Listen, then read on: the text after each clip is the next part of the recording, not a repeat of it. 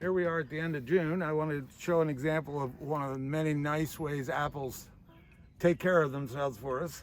An example here of the June drop. Every cluster of apple blossoms has 5 to 12 different blossoms. The first king bloom is the first one out, and it blooms for about 3 to 5 days. Then the rest of the bloom come out after that, just for a day and a half or two. If the first bloom, the king bloom, gets frozen out, then the other blooms coming on replace it, and you still have a crop. But if the king bloom makes it, and it usually does, then that attracts more nutrients from the leaves, and that keeps growing vigorously. And then you notice the stems around it start to turn yellow and shrivel up, and soon those side blooms shrivel up and fall off in what's called the June drop. And then you don't have to thin the apples, they thin themselves.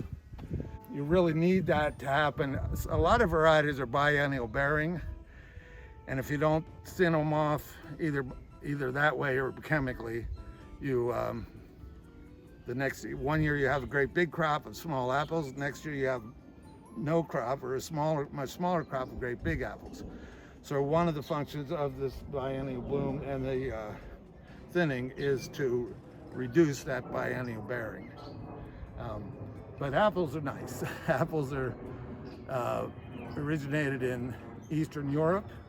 The ones we've brought along from the ones that were decent for Johnny Appleseed, and we've been retaining and building up the varieties as we go. So.